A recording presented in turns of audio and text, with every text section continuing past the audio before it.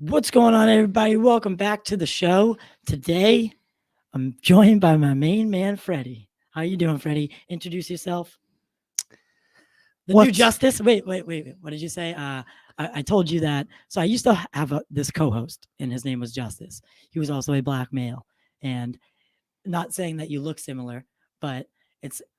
Don't start that. No. But it's funny because you said you were going to introduce yourself as what? The new Justice? Yes, the new the Justice. Better Justice? The Justice 2.0, if you're wondering. He was a very unique person. Okay. I definitely miss him, but he was definitely unique in a sense that he hated everything DC, like film. Fair. And he made a lot of enemies in the community. we would go on shows like we got invited to Film Junkie, like one of the first times, and Film Junkie is a very big stream, like 22,000. He's just very big in the film community, and that was like our first big we got to join and be a guest for, and he just went out blazing, like he just came in shooting, and just from there on it was everyone hated Justice. So he was an interesting cat, but we're glad to have you, and you have similar tastes to me. You haven't seen Doctor Strange, though. No, I'm lacking, bro. Lacking. Your mother's even seen it. By the way, happy Mother's Day to all the mothers out there. For real, happy Mother's Day. Not that any women watch our show, but... you don't know. You don't know that. I do. I have the analytics. Okay, fair. Unless they register as like a unknown, then I know. Like anonymous. Because, you can register as... But no. We just got the Spotify video. That was really a big thing. So, I've been looking for someone to do it more in person and conversational, because these were always my favorite shows to do. And that's when Justice left. That was what I felt like it was lacking. That's how we started. We used to have this green screen, and I used to have to edit each moment.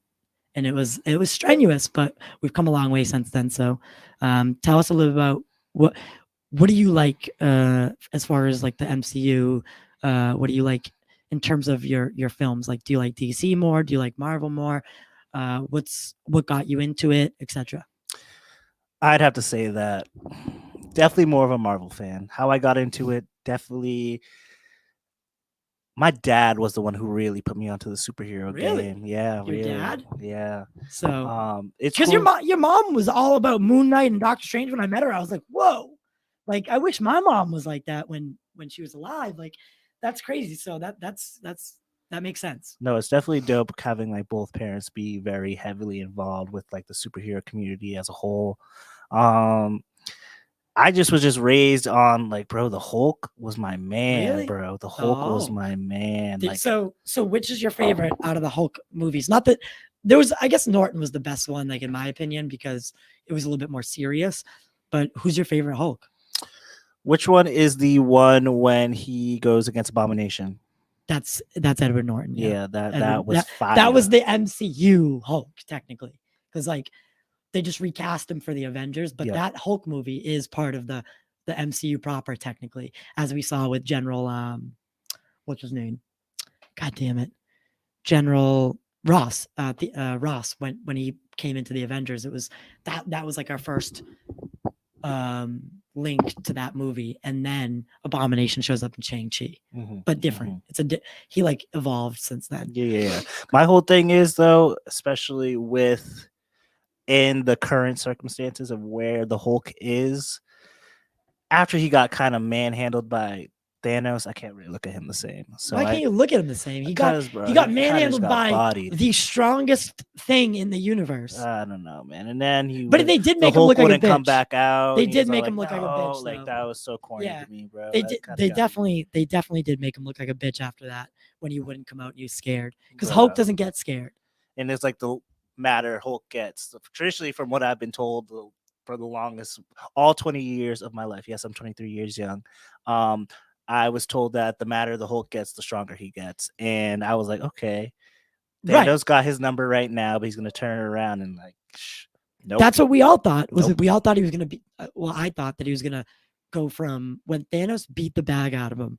I thought that he was going to turn gray, because he goes green to gray and then to red.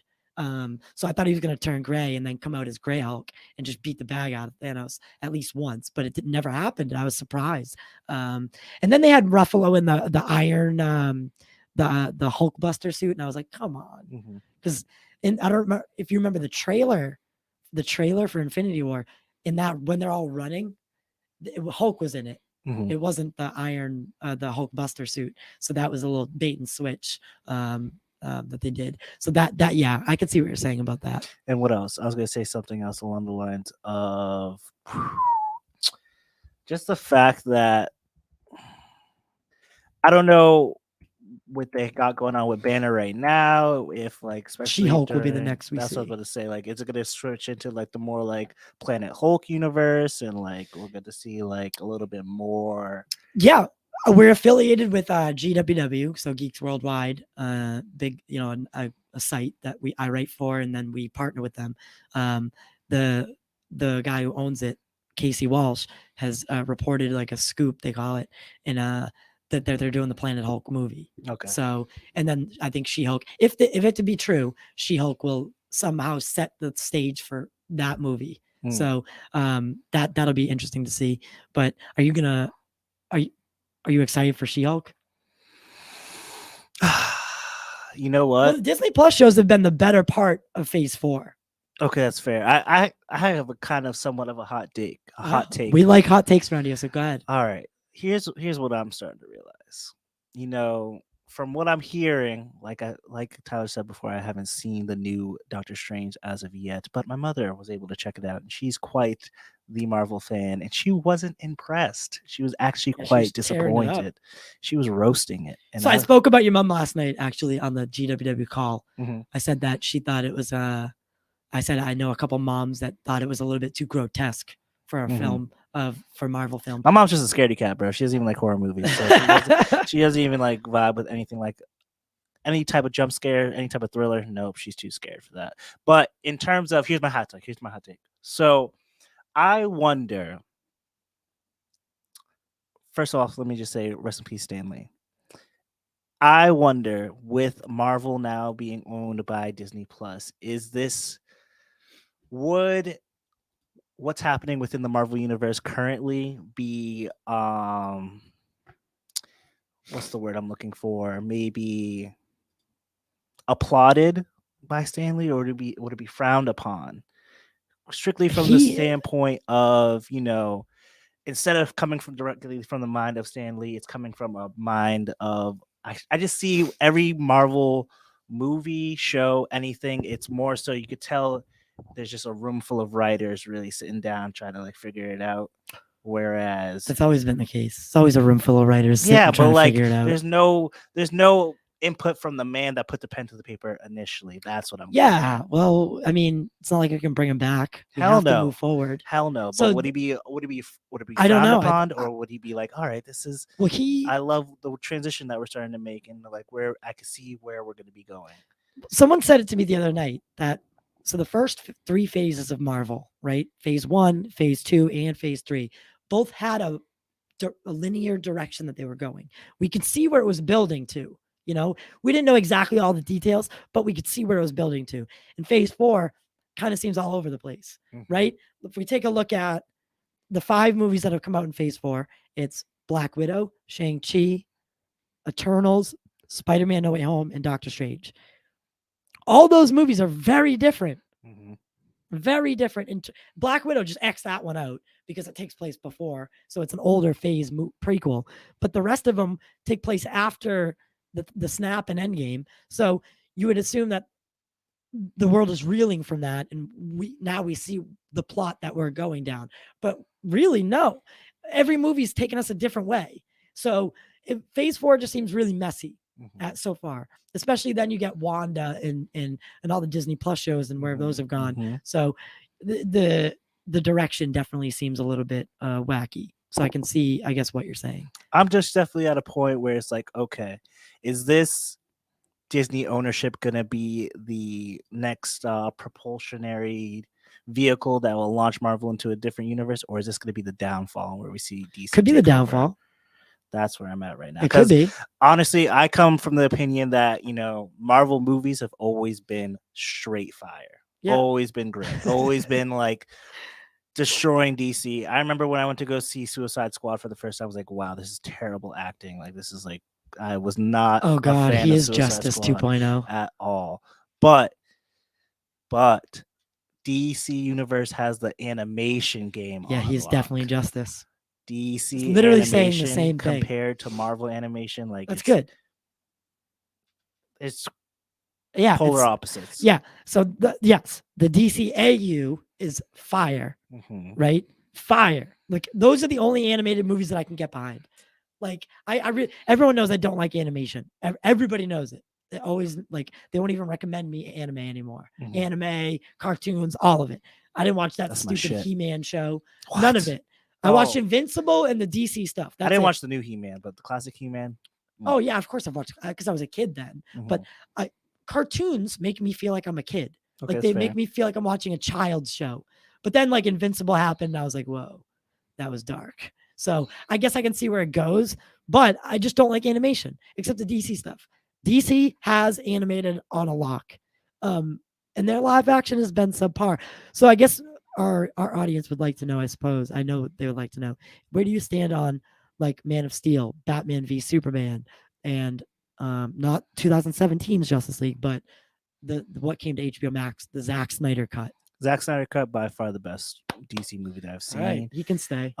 In terms of Batman versus Superman, it's Batman. So a lot of people say verse V. So when there's a VS, that's versus, right? Those are head-to-head battles, right? If you look, it's Batman v. dot. That's more a legal thing. Okay. So, you know, it's like the state v. whatever. Yeah. Cillian Murphy. Yeah. So that's why I always correct it, because they mean such different things. It's more of a morality battle. It's Batman v Superman, and it's the dawn of justice. So it's not the only reason I correct it is because it drives me nuts. Not that you drive me nuts, but when people say it like that, because it's not. No, I definitely appreciate the correction and the clarification. There's an ultimate cut that added 30 minutes. Trash. Okay. It's trash. So Batman v Superman is my favorite movie. The ultimate cut is my favorite movie. No, Titanic's my favorite movie for other reasons. It's like nostalgic. But Batman v Superman is my number 2 because of the emotions that I felt through it. I think there was a political thriller aspect, action, sci-fi aspect.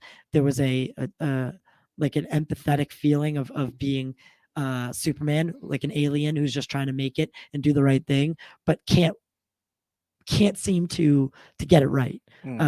So I love that movie, and I guess it's just a opinion. We were talking about this the other day, how I feel. Oh yeah, we work together. Yeah, we're co-workers. So we worked together at my regular job, and he started working with me, and I don't know how it usually comes up with me pretty organically with superheroes.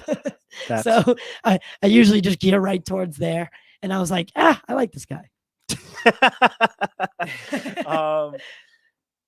Speaking of which, Safa's gonna give me a little like link sponsorship thing. That's lit. Yeah, to put on here so that we can get like a percentage off. The social media person reached out. I was like, "What's up?" That's So lit. yeah, continue. I'm sorry. What we were talking about at work the other day, how because the new Batman movie with blanking on his name, but Edward from Twilight, Robert Pattinson, Pattinson. yeah, and Charlie. I'm talking to Charlie too about so this guy Charlie's cinematic universe. His name's Charlie. I want him to do a physical media show. Okay, So he'll probably be. what's going on, Charlie? Yeah, he's a good guy. He's really knowledgeable about a lot of things. So what's up, Charlie? Okay. So we're gonna be more consistent. I haven't done shows consistently, so our audience doesn't know when we're gonna be on. But I would like him to join every Sunday because we both have Sundays off. Facts. And whether it's virtually or in person. So we're gonna try to be more consistent. For real. Pop culture corner, new beginnings. New beginnings. I like that. On the come up. But back to what I was saying. We were talking about at work the other day because these Batman movies. I love Batman. Probably my favorite DC universe superhero. They're kind of getting drawn in like I'm tired of seeing the same story over and over again. And what I brought up to you is the fact that we need to get some type of Batman Beyond movie. Oh yeah. Because I remember this conversation. I need some Terry McGinnis in my life. I remember this conversation because I did wish that. So a huge aspect of Twitter comic book community. There's this group of people that are Snyder diehards, and the people that don't like Snyder call them the Snyder cult. So, but it's just a Snyder fandom, like DC Snyder. And you probably have to get a Twitter. I got Twitter. My Twitter is like from high school though. Yeah, no. People go back. That's why I created. Like, damn, Freddie, you're corny, bro. It was good with you. But the Twitter can be pretty brutal towards that community. And I thought when they announced that Ben Affleck was leaving the solo Batman project, because Ben Affleck was originally attached to the Batman as Batman. He was going to direct it and he was going to star in it. Then they let Ben Affleck go. Like they told him he couldn't direct it. And then he didn't want to do it anymore. He left. That's when the whole Snyder fallout happened. So he left the project, and that's when they brought in Matt Reeves and Robert Pattinson. So a lot of people are like, is it going to be a prequel? Like, is he going to be young Ben Affleck's Batman? And that was a cool idea. I was like, all right, I'm on board with that because we didn't know what led to Batman v Superman's Batman. Why was he so brutal? Why did he not give a fuck? Right? Pardon my language. But then someone proposed the idea, what if they did a future Batman and had it Batman Beyond style and Robert Pattinson was maybe Terry McGinnis? Not Robert Pattinson. But the hair, when we saw the look. Can't see it. No, I'm just saying that would have been the best of both worlds. Fair. But they went a whole different route. It's Bruce Wayne again, but it's on Earth 2. So it doesn't have a connection to the larger DC universe. DC's had a lot of success with films or projects that aren't attached to the DCEU. So, I mean, what did you think about the Batman? I liked it. I loved it, actually. I was surprised at how much I liked it. Which one was the Batman? Give me Robert a brief Pattinson. reminder. Oh, what I think about it? I liked it only to the extent that, oh my goodness, it was a lot of dialogue. I just felt like I was watching a soap opera half the time. And 3 hours long, chilling in the theater, especially if you're not anticipating it being 3 hours, you're like, oh damn, I'm still here. You thought it was too long? I thought it. If there was another like 30 minutes, I'd have been so happy. Really? Yeah, I was so into it. I don't know what it was. I think I like that. I like those movies like Seven, and that it took inspiration from. Right? And then what's the other one? The Zodiac. That's the two movies that it felt almost identical to. Okay. And Matt Reeves definitely drew inspiration from them. So they were meant to be more psychological thriller, right? But the Batman stuff was still there too. So that's why I think I liked the Batman too much, honestly. Okay. I thought it was one of the greatest things I've ever seen. You know what? To keep it at $5,000 with you, I don't even like riddles. So let me just say that initially right off rip, like even like the Riddler is not what okay, Jim Carrey Riddler. Oh, give me a break. Great man. Give me a break. Great man. Give me a break. But in terms of riddle solve, like those were some intense riddles where I was like, okay, Yeah, am that's I the whole gonna point. try to like figure out what's happening right That's now, the or whole do I point. just It's wait so fun till my to man really like figures it all out? And it's like, okay, dude, when Gordon when he gives him the thumb drive and there's a thumb hanging from it and it's a USB, like those were like little jokes that were put in there to make it a little bit lighthearted at points. Like Gordon, I thought Jeffrey Wright as Jim Gordon was on point, even though he's black and they race swapped. That was, I never had a problem with that. When they do it that and it's tasteful, that's fine with me. But don't change Superman. Don't change Clark Kent to a black guy. yeah, Like that's those are fair. iconic characters. Introduce deep, good characters that are black. There are Supermen in alternate universes like Val-Zod and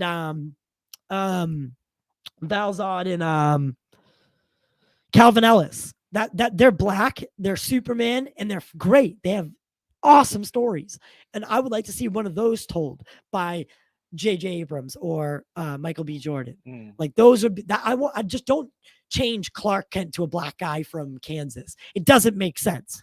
Black people do not live in Kansas on farms. Yeah, it's the sticks. Yeah, like it just doesn't make sense. So there's a way to do it, is what I'm saying. I agree. Right? I mean, so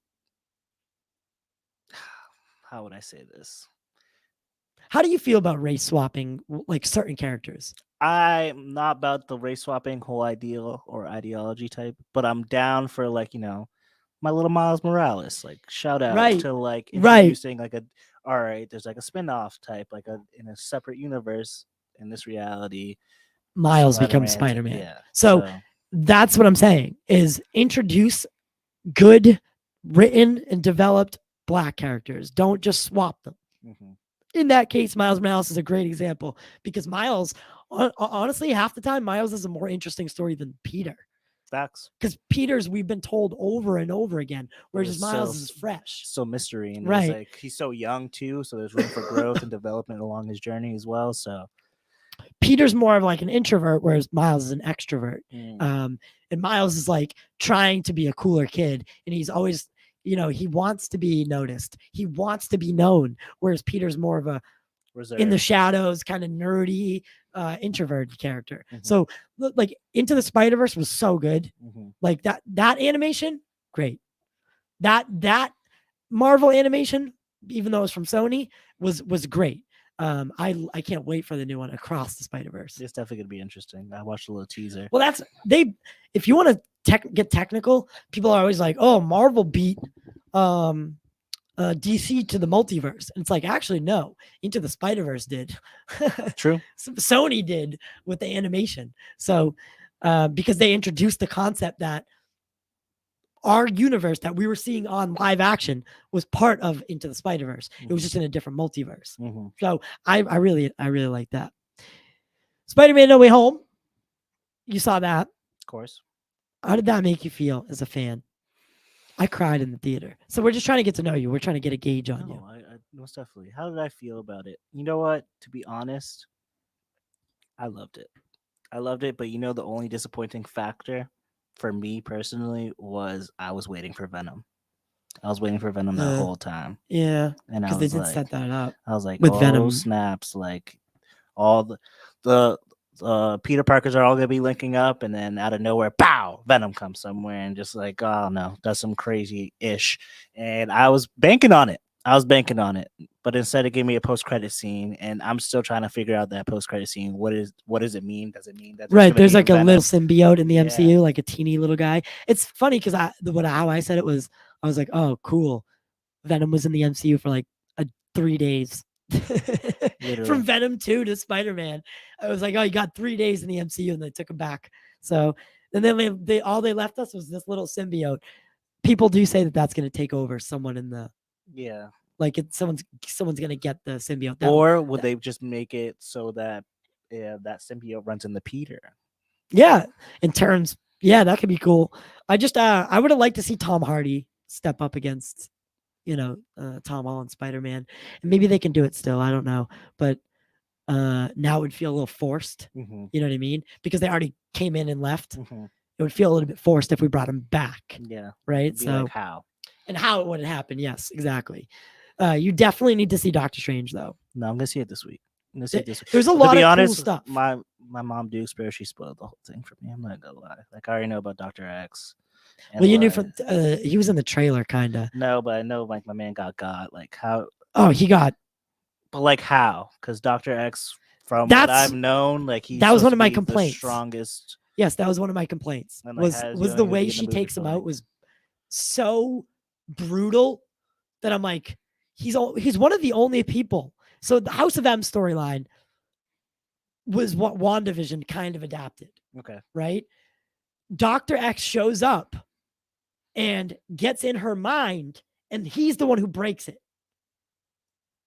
How are you going to tell me that she then snaps my boy's neck in a dream with no fight back? Mhm. It was so, I was like, are you kidding me? It was meant to show how strong Wanda is, Mhm. but it also made our characters that we love look weak. Dr. X is not weak by any stretch of the imagination, literally. So the way she did it was very, very, like it almost felt like felt like a fuck you to Fox. Mm. That's what it felt like to me. But then what else did she tell you? She told me that she hated the lead woman actor. She said she Wanda? was. I don't think it was her. Not Oh, Wanda. America Chavez. Yeah, she said she was not a fan. America Chavez was good. Really? Yeah, she was good. My mom's just a hater. For being bro. thrust into this big universe, I thought she did well, Okay. because it could be pretty. Picture this: no one knows you as an actress, Mhm. and now you're in the biggest franchise there is. Facts. So that I mean, I thought she did well. And we're gonna see more of her. I can promise you that. She's our link to the multiverse. Okay. Her powers are she's able to hop multiverses at a whim. So she's integral to the story. Okay. Interesting. Because the multiverse isn't as broken as we thought it was. Hmm. It's not just belligerently broken from Spider-Man, which I thought it was going to be. I mean, I figured that Strange was able to put some type of cap on it, but there was going to be For a now. couple things that like slip out.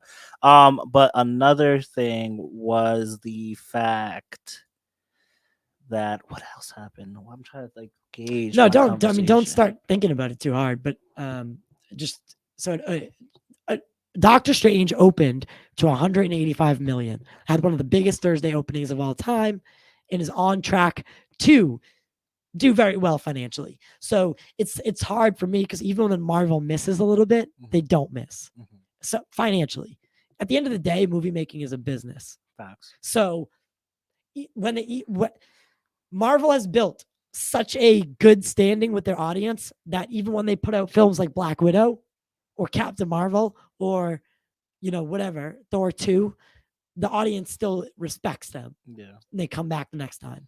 So that's what they have going for them. Whereas DC, the Suicide Squad comes out and people jump ship. Yeah. So it's not fair in my eyes. It's not fair. The way DC's treated versus Marvel. I do not think it should be a competition. I think we should take what we like from both and try to see the good. Because at the end of the day, all we should want is good stories to be told. Mhm. Like we're the audience. We should want good movies. Mm. We should not anticipate bad ones. Facts. So that's my gripe. So especially with, and then you look at actors, and to transition a little bit, we put them on such pedestals that look at this trial between Johnny Depp and Amber Heard, Mhm. a defamation trial, very intimate personal details Mhm. spread on the internet to get clicks, views, and money. Have you been watching this shit? I've been seeing bits and pieces, but I've mostly been following Johnny's side of things. I have not been. Most people following- think he's in the right. Yeah, I mean, it's just for me speak. I just love Johnny Depp, bro. He's just goated. Yeah, he He's is. He is goated. one of the legends. You know what's weird right now, especially for me and actors, bro? This is my big issue. Like me personally, Freddy Mac, I could never date an actor. You want to know why? Because I could never tell if they're being real and authentic with me or if they're just acting. So, for example, the Will Smith situation. Ooh, well, When yes, he- I haven't talked about this yet on air. So when that whole thing happened, Chris Rock said the joke or whatever. then you notice that Will Smith starts laughing initially, and then the camera cuts over back to Chris Rock, and clearly, like, I feel like Jada was like giving Will a look or something like Yo, that. she looked at him like this. Like, are you serious, bro? Like, go do something. So he took matters into his own hands. But post after that, Will's reaction, like I said before, the Keep initial cut, my wife's name out your damn mouth. yeah, all that. But it's like, it's hard for me to really be like, okay, is that authentic, or are you just acting, or are you bro? just putting on a show? Yeah, are you acting Right. now? So the thing about it is, Will Smith is Will Smith. I love Will Smith. He's one of my idols. Like, I've felt connected to him. I know it sounds weird, but I felt connected to him since I started watching TV, movies, and listening to music. The first time I heard Will Smith was his music, and then I started watching The Fresh Prince because I was really young still. Mhm. You know, I heard his music and I liked it, even though he didn't swear and it was kind of more PG. It wasn't like the rap that I liked with Eminem and like Lil Wayne and those guys. It was different, but I still liked it. It resonated with me. And I've always loved Will Smith, and I think I gave him the benefit of the doubt with this whole slap thing, but he is so much bigger than Chris Rock, and he could have hurt him. He could have really hurt him. Even getting smacked like that, you hit them, their brain shakes the wrong way. Now you just made someone a vegetable. Mm-hmm. So that's what I get from watching like Joe Rogan. And he brings a lot of attention to head injury and how easy it can happen. So even going up there like that, like Will wound up and bop, smacked him. So I'm like, yo, you could have done some damage, especially how big he is compared to Chris Rock. That'd be like Nick at work slapping me in the face, walking up to me and bopping me. You know, he could do some damage. So, you know, I think I give the benefit, but where was the security? Where was anybody? That's never happened. How does somebody get up, walk up to on stage with clear motivation and slap someone like especially during the Oscars, one of the most televised award shows there is. It was definitely didn't look good. It didn't look good for the Academy. It didn't look good for black actors. Like a black on black attack like that, especially on one of the highest stages there is. It didn't look good. You know, if it was a white guy that got slapped or a white guy that slapped a black guy, shit, it would have been over. Yeah, it would have blew up. But I want to give credit to Chris Rock because he took it like a man, professionally, and he came out looking like the winner of the whole situation because he was able to compose himself. And you could see literally right after it happened, he was like, "Really, dude?" It was like, did Will Smith just? Joke? He like literally said, "He's like, did Will Smith just slap me?" Yeah, and then he was just like, you could tell he was going to talk about it. He was like, "Really, over a G.I. Jane joke?" Right. And then he was like, "Oof, like I could really get into Jada if you really want me to right now." Yeah, because she fucks other dudes. Like, Oops, I could like I should have said that. Like, if you really want, like, to, I'll give you something that'll be worth you slapping me about. You know, they have an open relationship. Yeah, bro. Yeah, I'm hip to black culture and black celebrity drama. Come on now. All right. I know what my people are doing. Sorry, my white privilege was showing. But yeah, so they have an open relationship. Chris Rock is a fucking comedian, right? He could have went in on him. Like, Chris Rock probably has a million jokes loaded and ready to go. Literally. And that's like listening to Rogan talk about it. It's so funny because Rogan's like, dude, Chris could have tore them up, but he didn't. He just said the G.I. Jane thing, and it was funny. Like, comedians don't look at life like that. No. He wasn't trying to insult her. He was making a joke. It was funny. It brings a spirit to the atmosphere. And Will took it wrong. But then Will checked himself into some rehab thing. I don't know. I thought that was really weird. What the hell? He just do it for the public. Like, oh, look, I'm getting help type. Like, right. I don't think you need to check into rehab if you slap somebody. You just need to check yourself. Most definitely, man. I just feel like Will's off the deep end. Weirdly enough, Will's off the deep end. I don't know. I like I said before, you just don't know what actors, bro. Are they being sincere? Are they being not sincere? You don't know what the hell's going on with them internally wise. Because think about it, you're over here playing roles your whole life since like age 19. You've been like playing a role, had to hold yourself to a specific standard, especially being like the Fresh Prince and things like that. So you get lost in the sauce. Yeah, you do. You don't know. Imagine having that who much the hell's money. Will Smith. Imagine who the hell's Will Smith? He's a huge TikTok now too. I don't I would like to start doing it for this, like doing like little clips of the show, put it on there. Mhm. But as far as TikTok goes, I just kind of watch stuff. But Will Smith's pretty big on TikTok now. Like some of the actors they've used TikTok in a good way. Like Jack Black, Will Smith, and those guys. So even that's the good thing about social media. I agree. You know what's Right? weird right now, in like a bigger sense, like if you like really pay attention, everybody's getting old, bro. Like Obviously, all the actors that we all that's grew how it up with happens. That's are all did getting you know old. that you get older? It's crazy. Time's really like happening before our Yeah, eyes I'm right almost now. 30. Shit, Jesus. I know. Damn. No, I'm joking. Yesterday I was your age.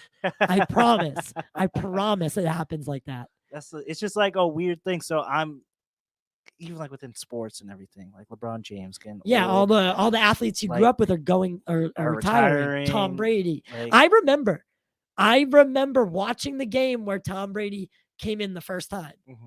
And then like hearing about his retirement, I'm like, that's the day I felt old. I was like, oh God. I'm old. Like officially old. I watched Tom Brady's career in football. I feel old. You know what I mean? So it's scary. I know what you're talking about. I'm just looking forward to like who's next. You like sports, huh?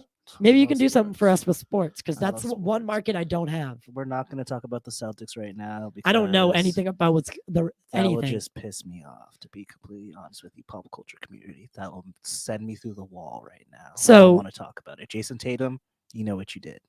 You know what you did, Tatum. so what's this like? They've got to be pretty far into their season right now. It's playoffs, baby. Oh, It's Jesus. the best basketball there is. So they're in the playoffs, but they're what's going on then? Tell me. All right. What's the game-to-game score? I haven't kept up with any of this shit. Last night's game, I believe it was like 101 to 102. We literally lost by 1 point, and it was literally at the buzzer. But what's been happening throughout the NBA as a whole, the Celtics are the 2 in the East. We actually swept the Brooklyn Nets, they were highly favored to make it to the finals. And actually, the 2 teams that were favored to be in the finals were the Brooklyn Nets and the Los Angeles Lakers. Both ended up flopping due to we're starting to witness the death of the super team. What is the super team? That's good. I know what the super team is. The basketball's been doing it for like 20 years. No, it pisses me off. It has not been 20 years. Yes, it has. It's been probably like the first super team, Kobe, Shaq. There's 2 other guys on that team that were amazing. That was like the beginning of like the dynasty basket, like not dynasty because that's been around forever. But I remember when even the Celtics had a time like when they had Garnett, Ray Allen. That was really the start. That's what I was going to say. Yeah. That was really the start because but before that it was all the pieces were put together. Like at least Kobe was already drafted on the Lakers, and they just got Shaq. Right. It was just 2 people too. When it was the Boston Celtics, it was like Ray 5. Allen and Kevin Garnett. So it was like, okay, now we got 3 threats, and then it shifted Paul to Miami. Pierce. And with LeBron going to Miami with D-Wade and Chris Bosh, and it quickly just kept evolving to now we have Kevin Durant, Kyrie Irving, Blake Griffin, like on these stacked teams. Carmelo Anthony, LeBron James, Russell Carmelo Westbrook. Anthony's still relevant? No, he's quite booty hole, but that's besides the point. Carmelo Anthony's still Carmelo Anthony, and I was really rooting. Honestly, I'm content because I was nervous this year with the Lakers making this this decision to bring all these senior citizens onto one team. Because I was like, you know what? We're tied right now. It's 17-17 in terms of championships with Boston and the Lakers. Oh, really? And if they win another one, they're going to be the only franchise to have 18. So we're not going to be number 1 anymore. So I was nervous. I was very nervous. They don't even have no more room up on the Garden for those things. For those banners for the Celtics. Like, it's unreal. It is crazy when you go there and you look at how many championship banners there are for the Celtics. It's hard to even fathom that like team like that. You got to keep in mind though, like when they won a majority of course of they were ridiculous, and they had Bill Russell and they were playing against like straight plumbers and firemen, and it wasn't even like real competition. Well, I don't know. Basketball was basketball in like the 80s, 70s. That's when basketball was basketball. Well, majority of the Celtics championships were won in like the 60s and type shit. I like the Larry Bird years and stuff because I felt like basketball was more fundamental back then, whereas now it's more specialty. Like Okay. it's very stylish Yeah, I agree. game. Whereas it used to be pretty fundamental, like down to the basics. hmm You know, no crazy dunking, hmm but it was like fundamental, like score. Yeah. It was how do you keep, you know what I mean? How do you keep scoring? It doesn't matter how, you keep doing it and you'll win. So, and I guess every sport was like that though. Like when the leagues were the leagues. I feel like we always say that, like in the 70s and 80s, that was real football. That was real baseball. That was real this, Yeah. you know? So it's easier to be nostalgic than to be persevere. I'm trying to be the type of individual that doesn't I fear really like change, though. I wanna like be baseball. I know I like everyone hates baseball. baseball. I only go to Red Sox games when they play against the Yankees strictly for traditional purposes, and They're really fun. I just appreciate the atmosphere. The atmosphere is great. I haven't been in a long time. The last Red Sox game, the last sporting event I went to was like a Red Sox game that I won tickets for, and that was it. Like, and it was fun. Don't get me wrong, but I guess it's the thing. It's more or less about. It's the same to me every year. Fair. But movies and TV, like those are universes I can get lost in. And Facts. they're ever changing. Something I did want to talk about today. So I'm a huge Supernatural fan, and the CW's pilot season is coming. And Jensen Ackles is a part of the show called The Winchesters. So it's going to be a prequel to Supernatural. There's been 2 other prequels that had backdoor pilots on Supernatural that never got off the ground. So this is pretty historic. And I do think the CW brass is going to pick it up for a series order. And I'm excited about that. So, but CW, I'm sure you know about the CW, like superhero shows, The Flash, Arrow, Legends Tomorrow. All of them basically got canceled. They're all dead. Well, the Flash was kind of getting mid. I'm not gonna lie to you. Yes, it was obviously. Definitely The first 2 seasons of Flash were great. Yeah. Awesome. After a while, I was like, all right, where are we gonna go from here? But it's that repetitiveness that's getting it fucked. Yeah. Right. And that girl, the what's her name? Iris, Candace Patton. She's leaving. With the show's not over yet, and she's gone. So I wonder how they're gonna do that. I don't know if they're gonna kill her or just get rid of her. Have her go away. Like run away or some shit. Not run away, but he'll always mention her and she'll be off screen. Oh, okay. She'll be like, oh, she's at home. Yeah. They'll still talk about her. Those are the 2 things that you can do. You just reference off screen and she's just no longer in the frame, or you kill them off, which is a little bit more dicey with Iris West, because Iris is a big part of the Flash story. Yeah, it's gonna affect the Flash and like how he operates and things like that. You know what? I just have to say that you know what Freddie Mac's in need of? Freddie Mac is in need of a Static Shock. Yeah, we talked about that the other day with TV show and or movie. Who would they're be doing the it. actor? I don't know. They're doing it. They need not. It's in the works. Jaden Smith. I refuse. Yeah, please don't do Jaden Smith. To have Jaden Smith play. He looks the part. You can't argue it. I don't care. He does look the part. You can't argue that. But I just do not think he's a talented actor.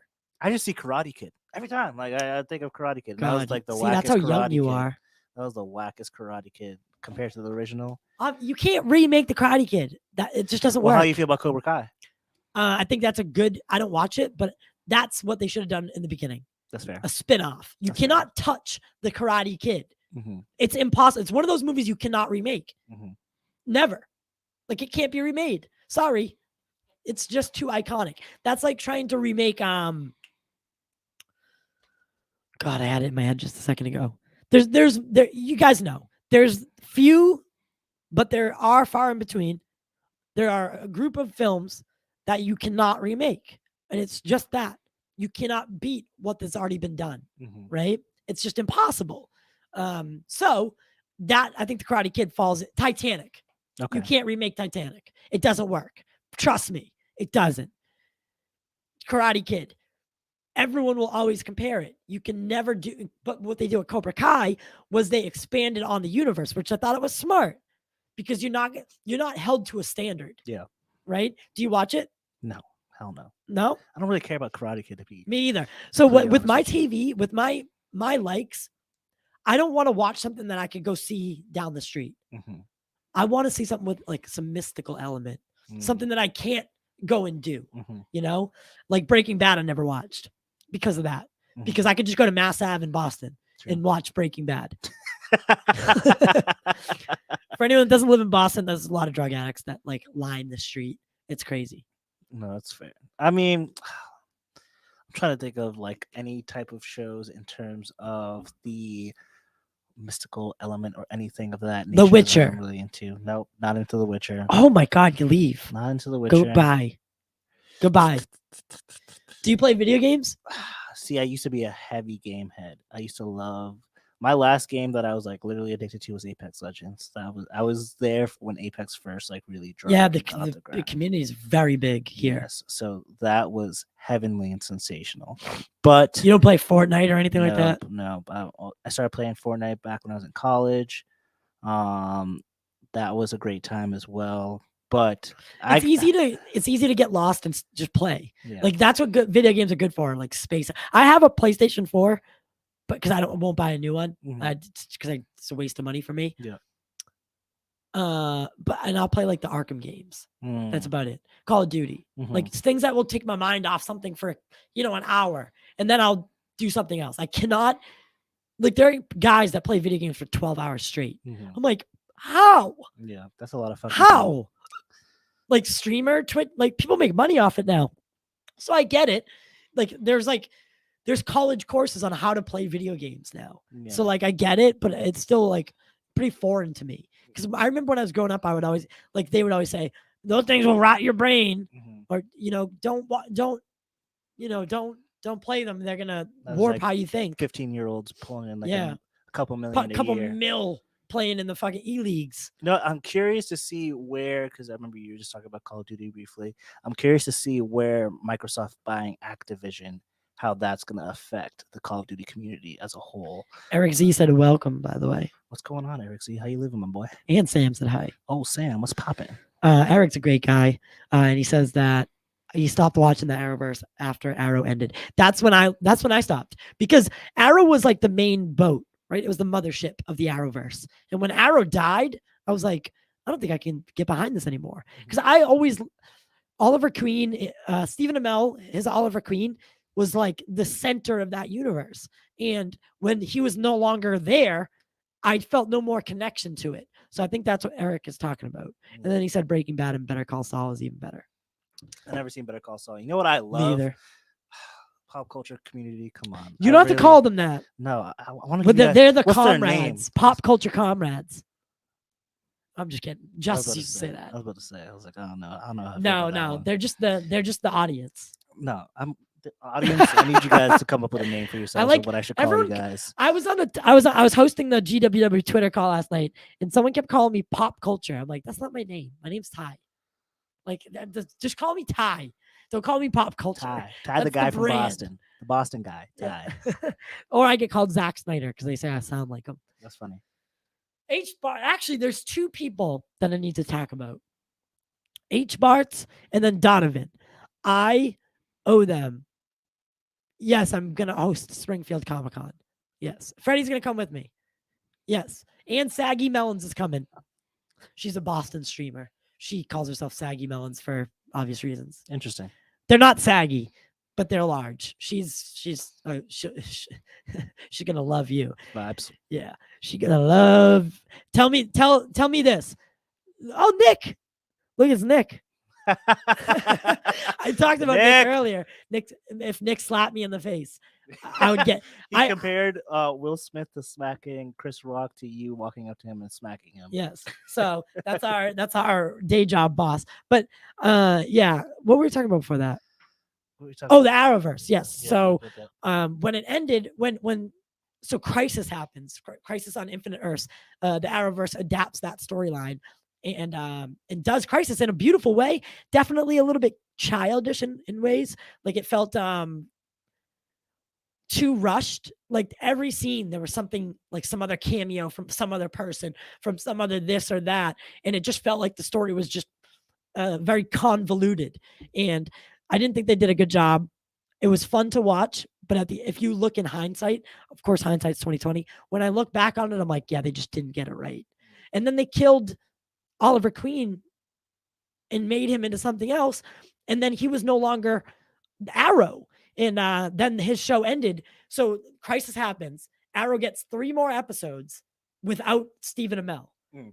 And I'm just like, something felt so weird to me. And then I just lost connection with the universe itself. And it was very, very frustrating because I really enjoyed it. I used to do, this is what my week used to look like. So on Monday, there was like nothing. I don't think anything aired on Monday, but then Tuesday would come, The Flash would hit, Wednesday would be Arrow, Thursday, Legends of Tomorrow and Supernatural. And then Friday, there was Supergirl. I didn't watch Supergirl because I'm not a weirdo and it sucked. But that's how my week used to be. I used to have one show every night and it was, that's what I missed. And like the shows just got bad. It was Legends of Tomorrow is such a horrific show. It was so fun in like the first season and then it just tanked. So, I mean, did you ever watch those shows? Like fully? No. Legends. They came with Black Lightning. I heard Black Lightning was good. Didn't even get into that. No? You know what I got into it? Black Lightning was originally a Fox show and it got bought by the CW. Yeah. So the only superhero shows I watch were Flash, Gotham. Ooh, Gotham, I forgot. But Gotham was also Fox. But it wasn't in the Arrowverse. But it was also airing at the same time the other shows were. So it's very easy to consider them the same. I wish they did. In Crisis, I was hoping that they would jump to Gotham. That would have been really cool. But they were already introducing Batgirl's Gotham. True. So I heard Batgirl's getting the boot. I told you already. They all got the boot. It wasn't just Batgirl. Everything.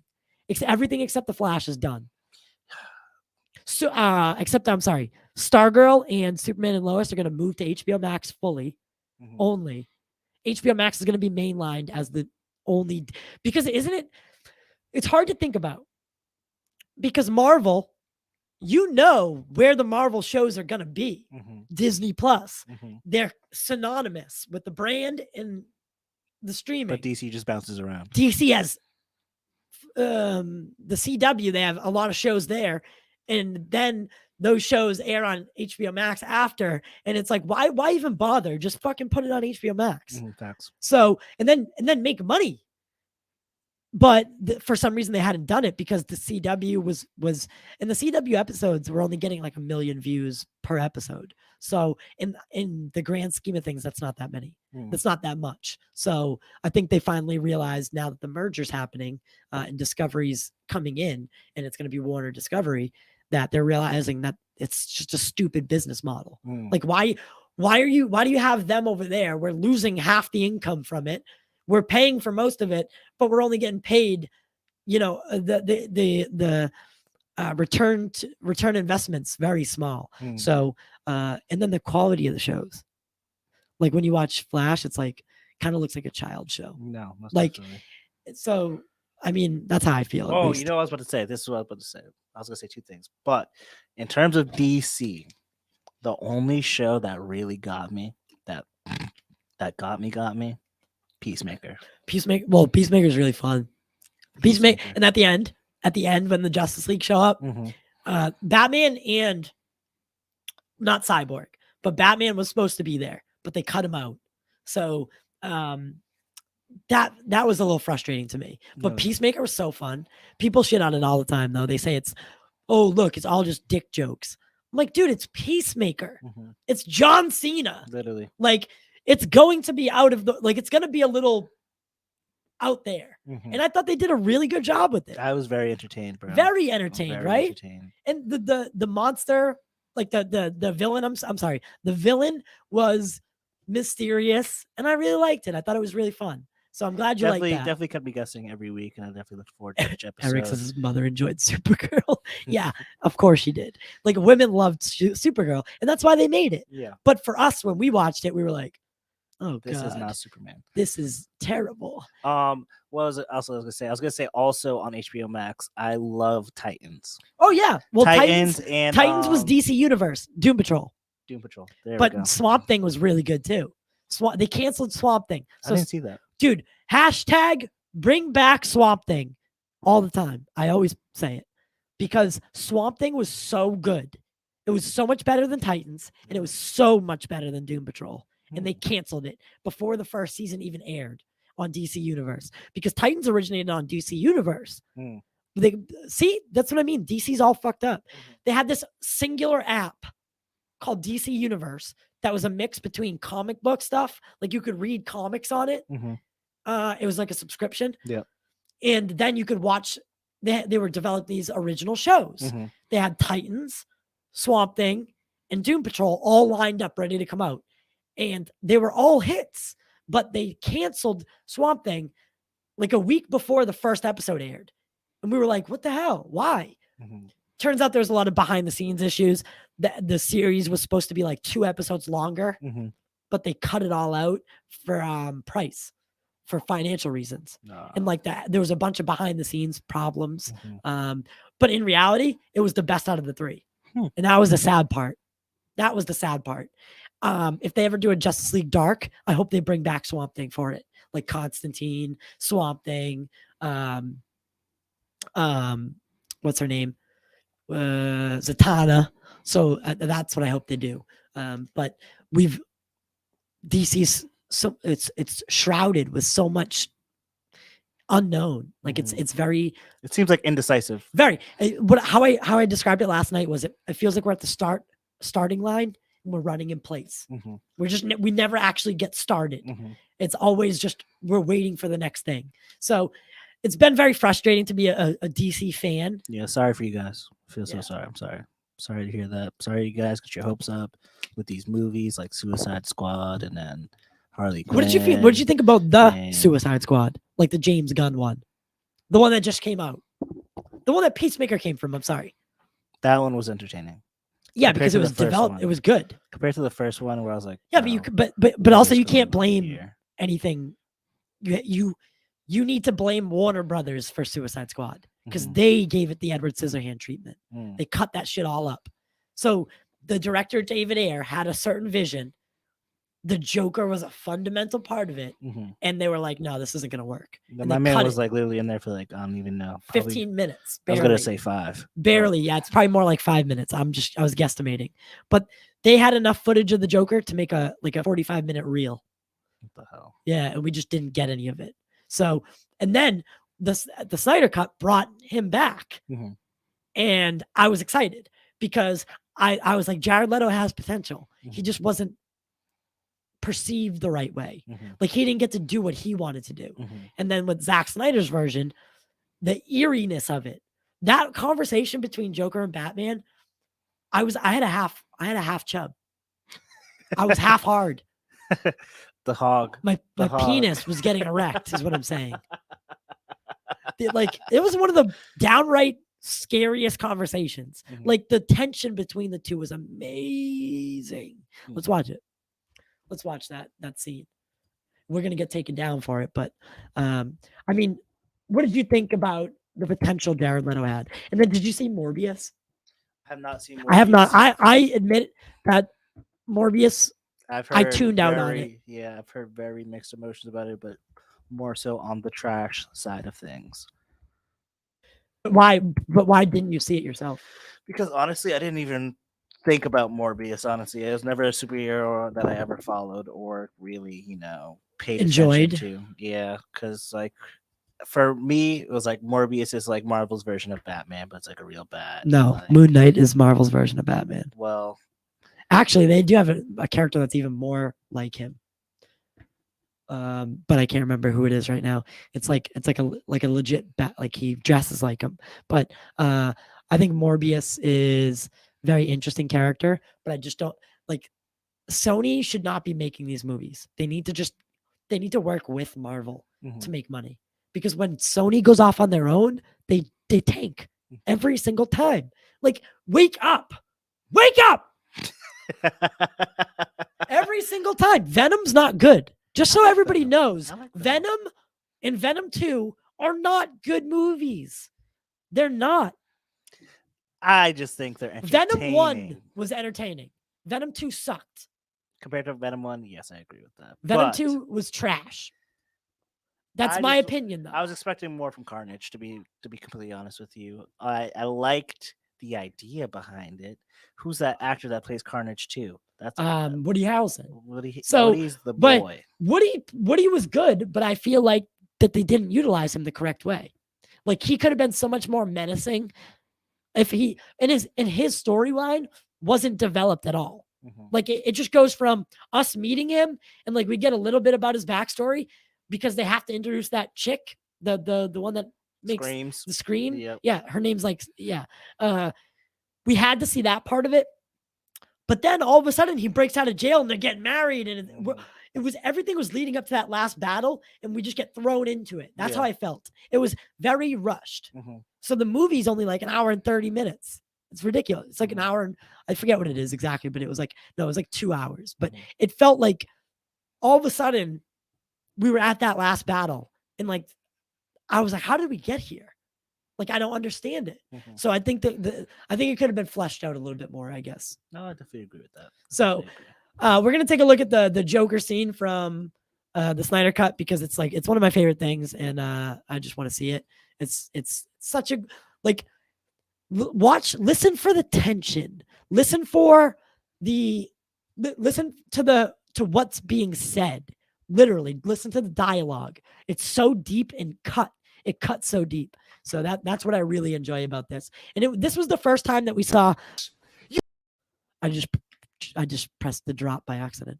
This was the first time that we saw this Bruce Wayne and this Joker meet. So I think, well, this Batman, I should say. So that's what was really like. It was iconic. Like that's how the movie ends. Like that's the final thing you see. And it's so intense. It's so amazing. Like the conversation between the two it was so deep. And when he mentioned, so the reason it's so deep is because the fact that Joker is the one that kills Robin. Like he beats him to death in the Death in the Family storyline. And that's what they're referencing. Yeah. So Batman has lost it. Well, no, he's lost it. The world is destroyed. It's in a chaos state, right? Darkseid is taken over, and he's forced to work with these terrible people like the Joker and Deathstroke. Even the Deathstroke, you can make a case for why he brought Deathstroke in, but he's working with the guy that beat his adopted son basically to death. You know what I mean? And then directly referencing it to his face. Like, bro, why'd you send your little sidekick to get me? I beat him to death. And then the tension that you felt, because in Batman v Superman, you see the Robin suit with the ha-has on it. So just the callback and how serious it was and how the tension between the two was it was amazing. And you know, that's why I really like Snyder and his vision, because Snyder knows the characters. He might not do it the way you want to do it, but he knows the character, right? Superman. He knows who Superman is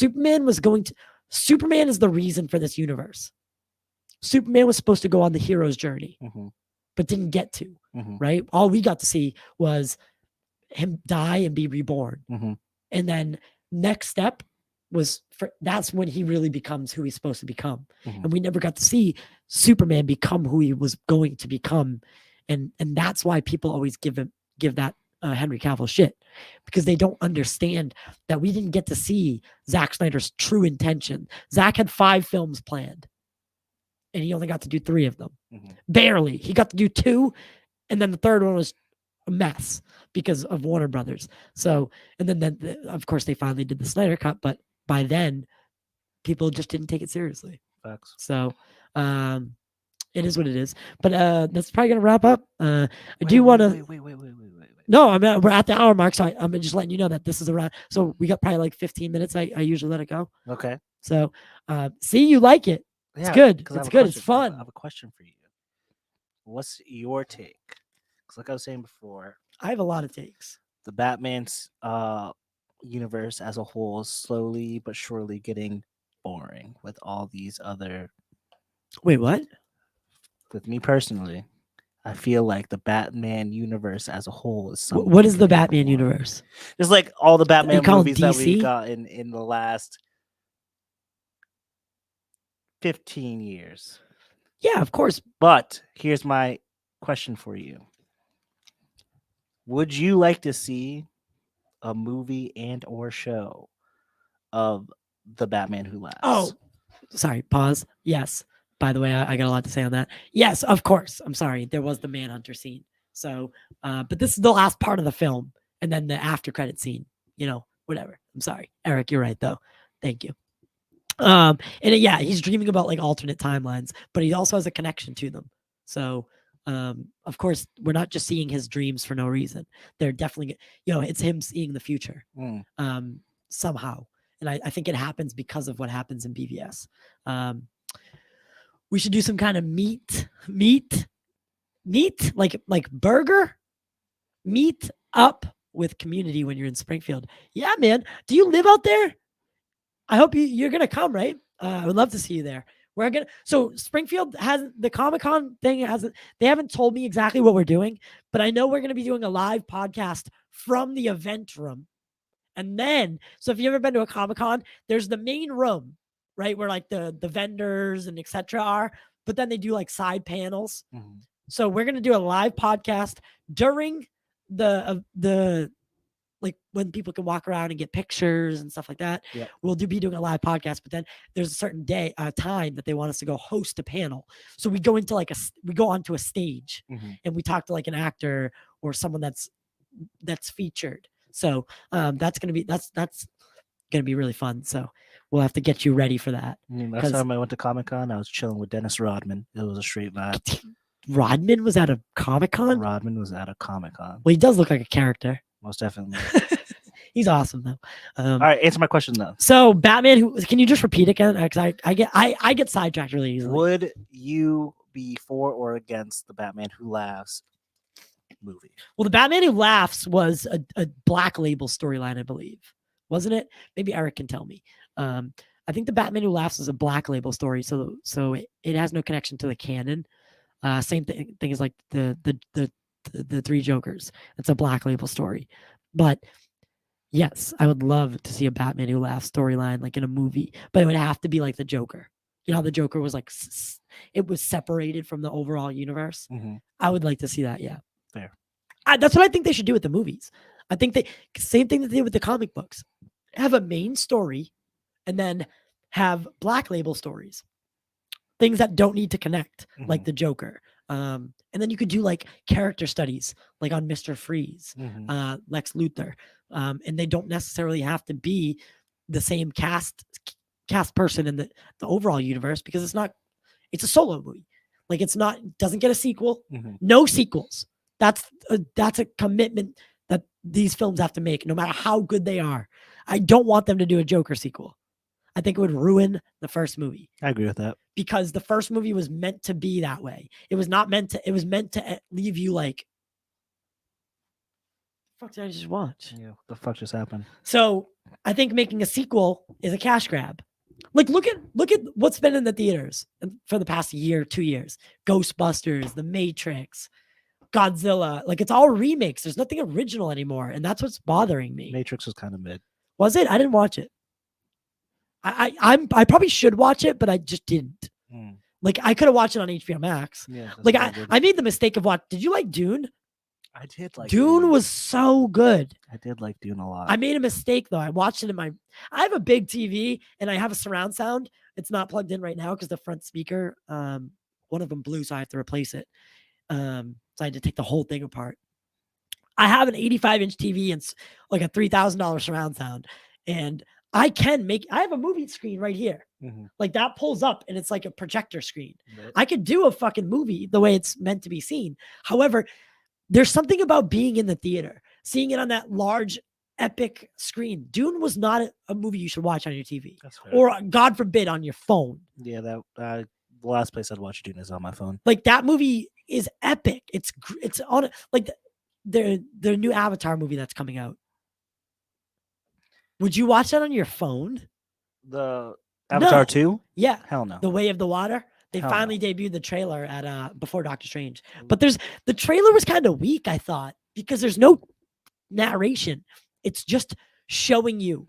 Like, I mean, it's the first trailer. It's the first trailer. Yeah, I know. I don't mind a weak trailer. Like the Doctor Strange trailer. I wish they didn't include Dr. X in it at all. Yeah, I think a lot of people I would have been like, oh, whoa, Doctor. Like, as soon as I seen the wheelchair, I was like, oh, okay. Somehow, Dr. Well, somehow it wasn't even the wheelchair; it was the floating chair that they did from the the X-Men fucking animation. Mm. Remember the X-Men show? Mhm. It was like that. Mhm. So that's when I saw that yellow thing that float, like, because it's basically a floating wheelchair. Yeah. You know what I mean? It's like an advanced version of a wheelchair. So when I saw that pass by the screen and you can hear his voice, Yep. I'm like, oh, cool. He's going to be in it. Yeah. But that would have been such a big reveal. There are other ones there, though, that I would love to talk about when you see it. There's a few characters that show up. You're like, holy shit. Like, there's one in particular that everyone liked. And then there was two. The two that are most notable are the last people I thought we'd see. The last. I was so, like, I don't know. See, and I can't even talk about it because you haven't seen bro, it. you're good for spoiling. My mom. No, already I inflicted all that cannot. for me.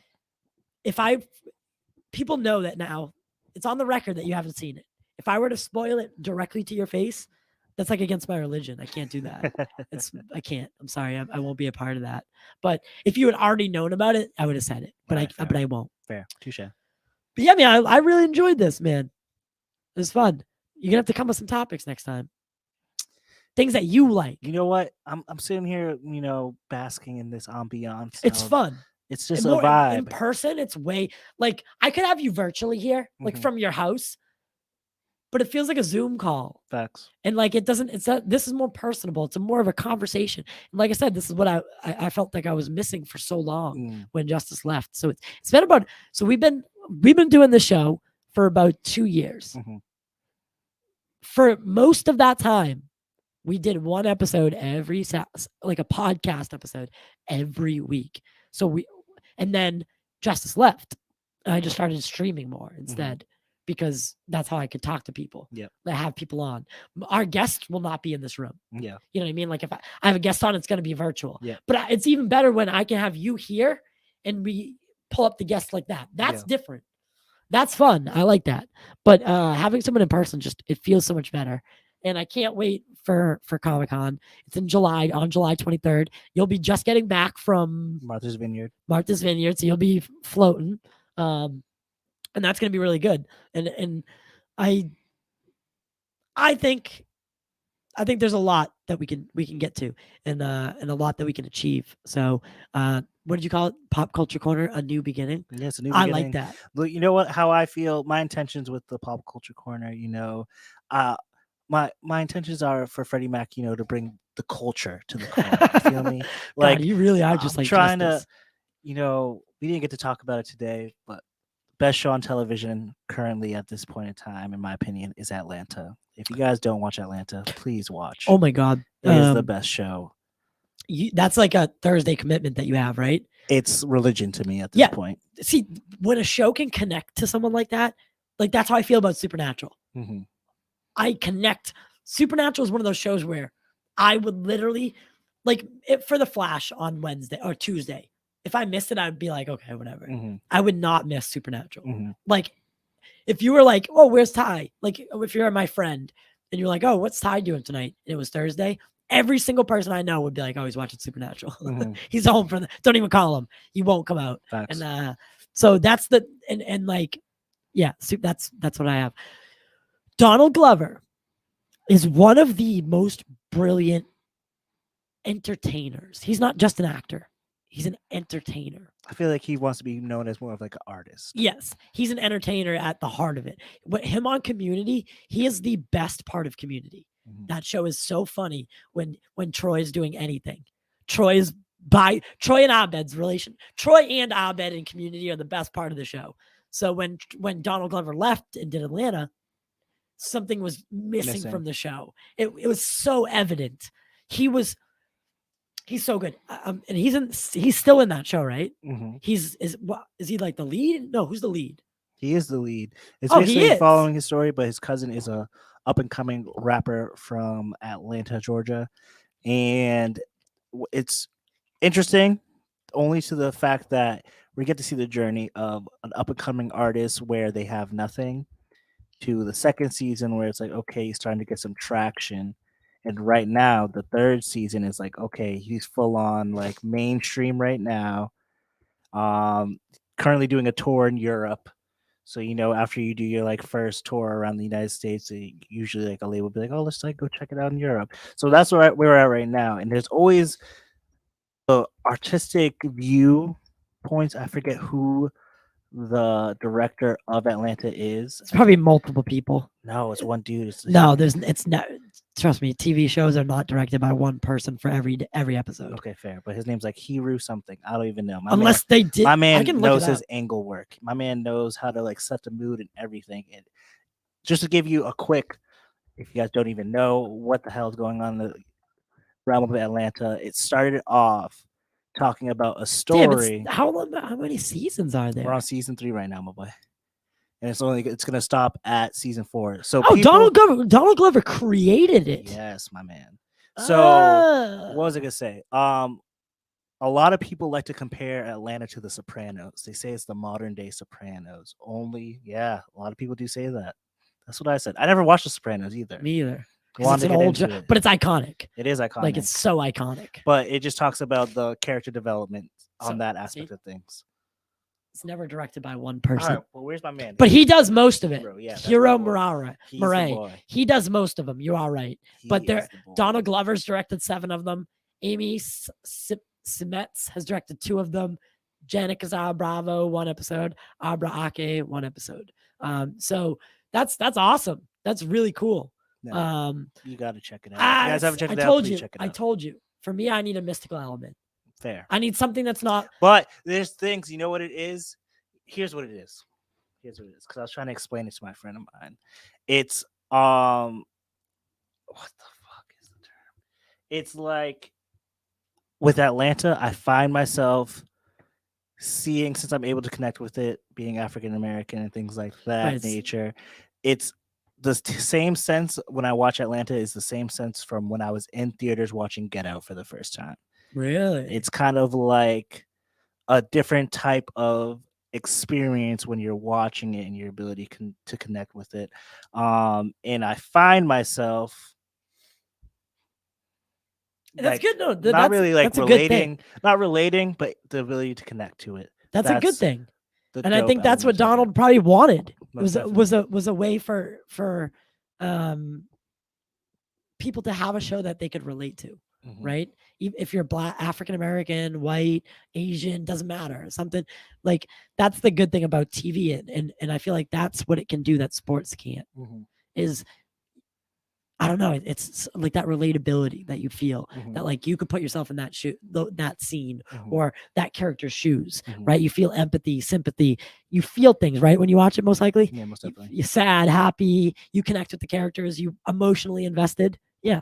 So that's the sign of a truly remarkable show, right? I think it's what it's been like categorized under is called Afro surrealism. And it's see. What the hell? Does that have to do with afros? No, your hair. Bro. So when do you grow an afro if you grow your hair out? So I usually sport the waves. I keep them swimming. I get the girls drowning in these waves. Idea what that means. What I'm saying? All right, so let me look at the camera.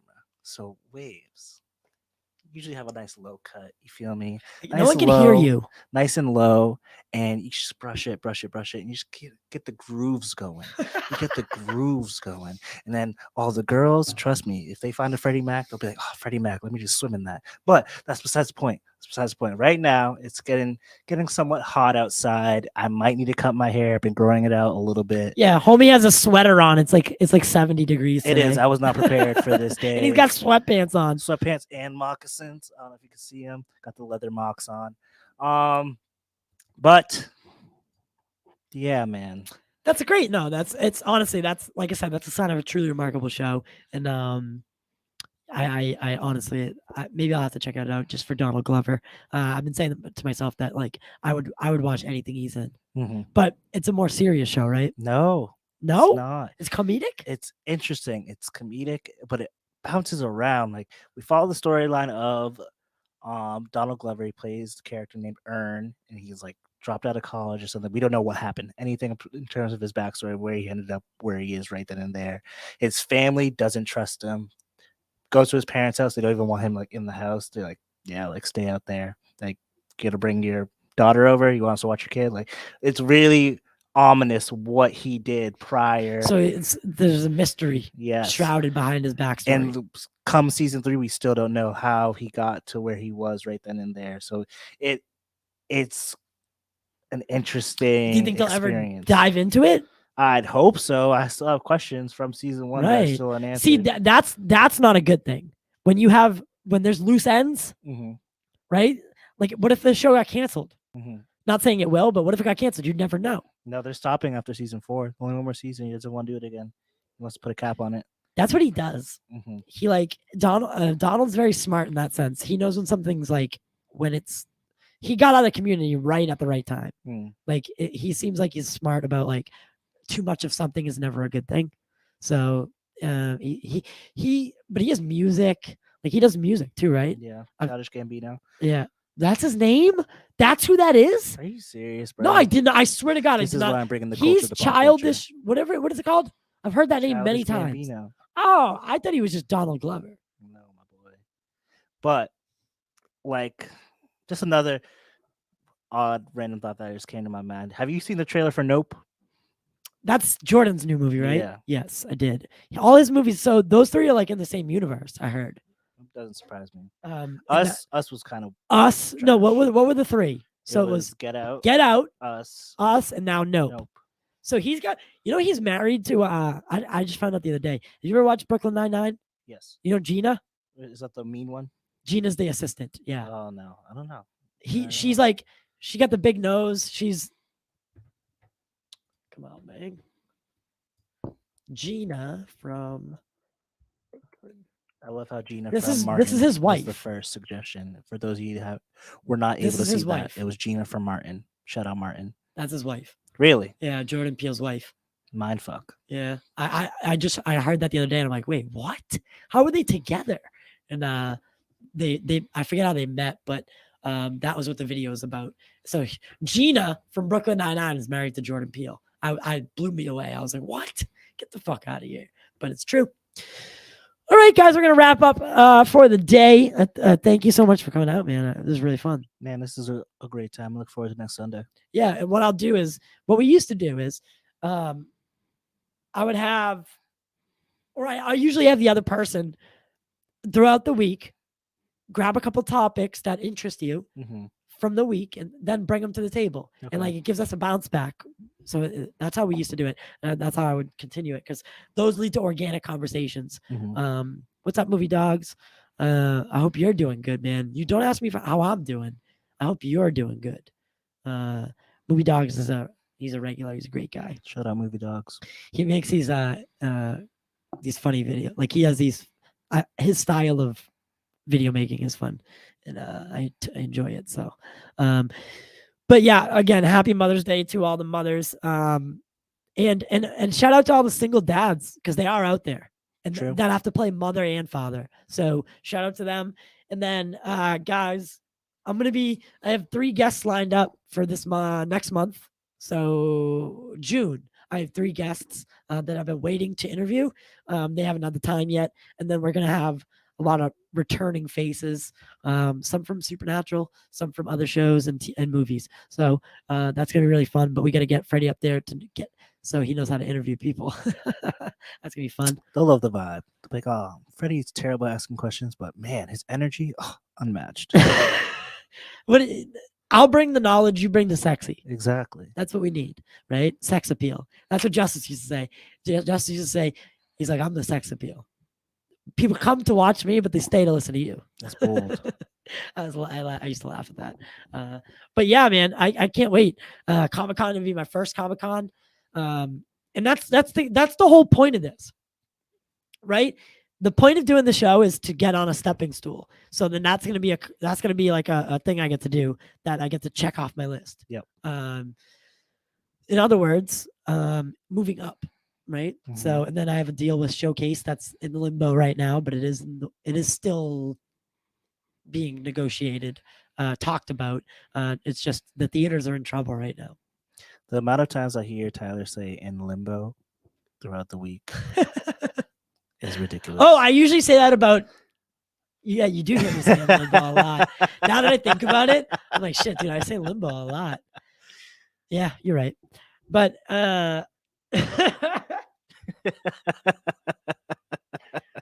fuck you, man. You don't notice it until someone points it out. Then you think about it and you're like, oh shit, I do say that a lot. You know what you don't do? You don't a lot of people No, I take the time to gather my thoughts, bro. yeah, that's what I like. Calculated thoughts. Yeah, I'm very analytical. Listen, I'm a Virgo. I'm into astrology. I'm one of those dudes. Oh, give you a break. So I'm very analytical. I overthink everything. So if I go blank or go silent, it's because I'm in deep thought trying to think of what the hell I was just about to say. Well, that's good. As always, make sure to like, share with your family, friends, sister, brother, your grandmother. I don't care. Share the show on social media. Become a member. And if you want to help support Freddie and I, become a member or send a super chat while we're live throughout the week or even on when we record the podcast live, which will not be every week. Send a super chat. Help support us. We got to get some money in his pocket. So he's the new guy. We got to throw some money down and make him know that it's worth it. So you can do that by doing like a subscription monthly service, which will post, unique things for you so that there's an incentive as well as like private streams, talks, whatever. And then you can join our Discord. I'll put all the links in the description below. And I love you guys, truly. Sometimes I forget how much fun talking about this stuff is. And, with the transition back to working in a location, he can attest, right? Like I'm not bullshitting when I say like 10, we work from 10 to 7, or I work from 10 to 6.